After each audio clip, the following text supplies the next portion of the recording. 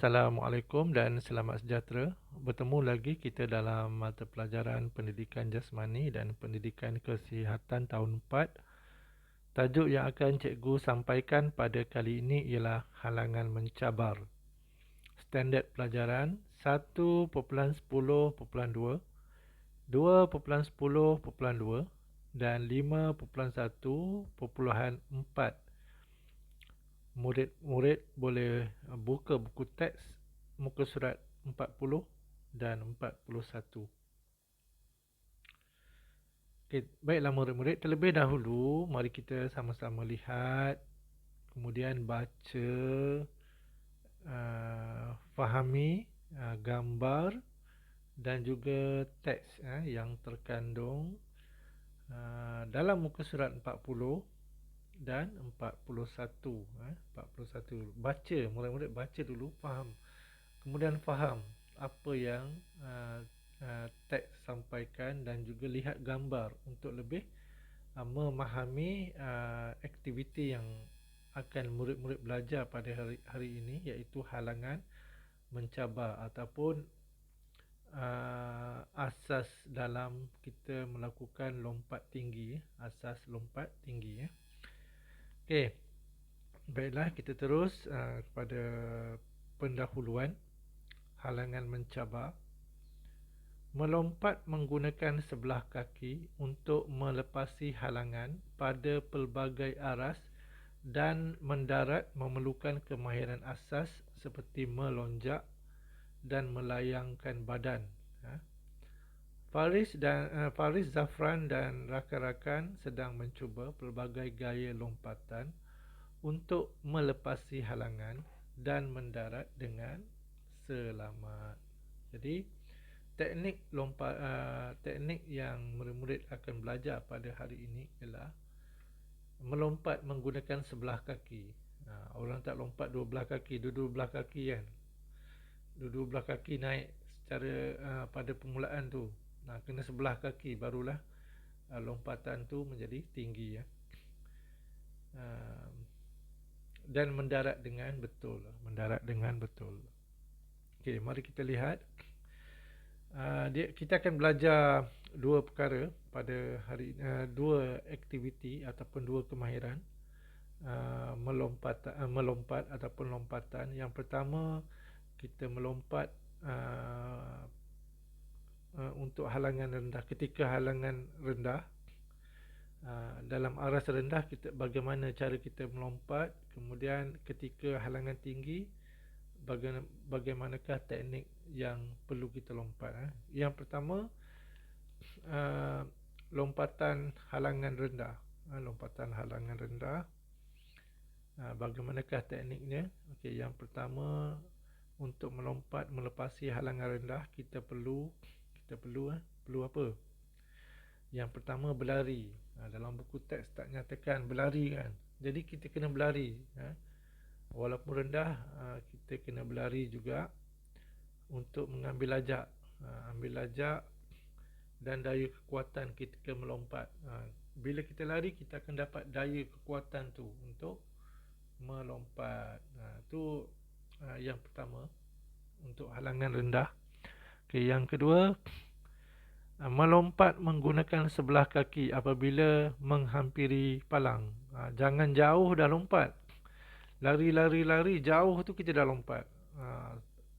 Kalau lompat nanti dia cepat jatuh. Badan kita akan jatuh pada palang. Jadi lompat menggunakan sebelah kaki ketika dah hampir dengan palang. Dah hampir lompat. Okay, lonjakkan badan, lompat. Okay, yang ketiga, mendarat menggunakan sebelah kaki.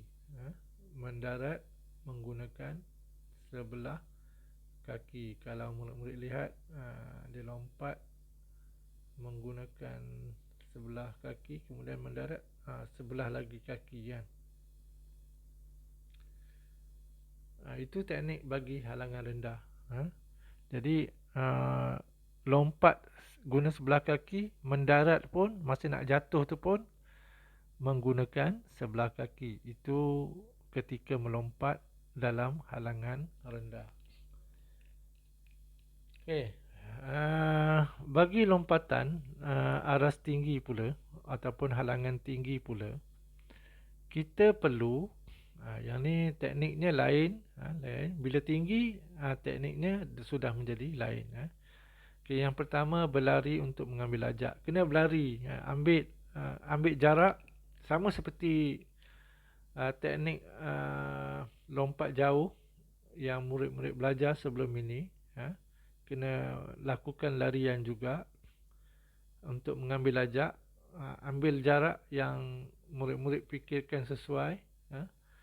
Kemudian larian tu untuk kita kumpul daya kekuatan ketika melompat. Daya kekuatan untuk melompat. Okay, yang kedua, melompat menggunakan sebelah kaki apabila menghampiri palang. Sama macam halangan rendah tadi. Bila dah hampir palang, dah hampir dengan palang, baru kita lompat ataupun lonjakkan badan.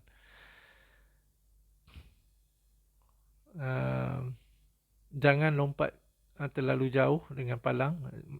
Palang masih jauh, kita dah lompat. Tu selalunya kalau lompatan sebegitu akan terkena palang. Terkena palang. Bila dah hampir baru lompat ataupun lonjak. Yang ketiga, melayangkan badan untuk melepasi badan. Kena layangkan badan. Yang ni bila tinggi kita kena layangkan badan kita kan. Arah belakang, layangkan badan arah belakang. Okey. Kita layang guna arah belakang. Palang tu berada di belakang kita kan. Dan mendarat menggunakan bahagian belakang badan. Biar belakang badan tu jatuh atas tilam. Bukan kaki ya. Yang kaki kita mendarat dengan kaki tadi, sebelah kaki untuk halangan rendah. Halangan rendah. Untuk halangan yang tinggi kita kena mendarat menggunakan bahagian belakang badan. Biar belakang badan ni jatuh atas tilam. Okey. Itu saja teknik kita pada teknik asas lompatan pada kali ini. Murid-murid boleh cuba menggunakan alatan yang sesuai. Bagi cikgu, kalau dekat rumah tu boleh gunakan getah. Getah sebagai palang. Kemudian ikat pada tiang. Kemudian cuba lompat halangan rendah. Halangan rendah dulu. Guna teknik lompat sebelah kaki dan mendarat sebelah kaki. Untuk halangan tinggi, murid-murid boleh lakukan kalau mencukupi alatan seperti tilam. Ada tilam kan, sebab kita nak mendarat menggunakan belakang badan. Jadi perlukan tilam. Okey, latihan di rumah. Nyatakan teknik lakukan lompatan berhalangan rendah dan berhalangan tinggi. Teknik tulis step-step yang perlu kita lakukan. Ini sebenarnya salin semula lah nota yang cikgu ajar tadi.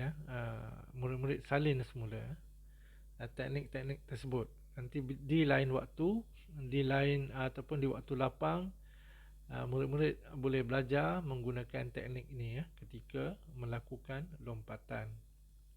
Okay. Ini contoh latihan. Tulis hari. Hari ini hari Ahad. Kemudian tulis tarikh. Tulis tarikh hari ini. Kalau 10 lah. Kalau 11 lah.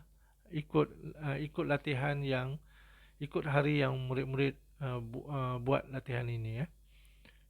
Ini yang hari ini yang cikgu tunjuk cumalah contoh saja. Kalau Ahad lah. Kalau tarikh hari ini 10 hari bulan 10, buatlah tarikh hari ini. Okey, tulis tajuk halangan mencabar. Kemudian tulis standard pelajaran 1.10.2, 2.10.2 dan 5.1.4 Kemudian tulis arahan, nyatakan teknik melakukan lompatan berhalangan rendah dan berhalangan tinggi dengan betul. Cikgu tertinggal dengan betul. Tapi tak apalah. Kemudian tuliskan teknik. Kalau ada, kalau photostat, boleh ambil gambar tu, tampal sekali. Boleh tampal gambar dalam buku teks tu. Kalau tak ada, kalau murid-murid pandai melukis, boleh je melukis kan. Okey, yang pertama halangan rendah. Langkah-langkah yang kita perlu lakukan untuk ketika melompat halangan rendah. Kemudian halangan tinggi, sama juga. Lukis gambar, tampal gambar, terpulang pada murid. Kemudian tuliskan teknik-teknik ataupun langkah-langkah yang kita perlu lakukan ketika melakukan lompatan berhalangan tinggi. Baiklah murid-murid, itu saja latihan kita pada kali ini. Cikgu ucapkan sekian, terima kasih.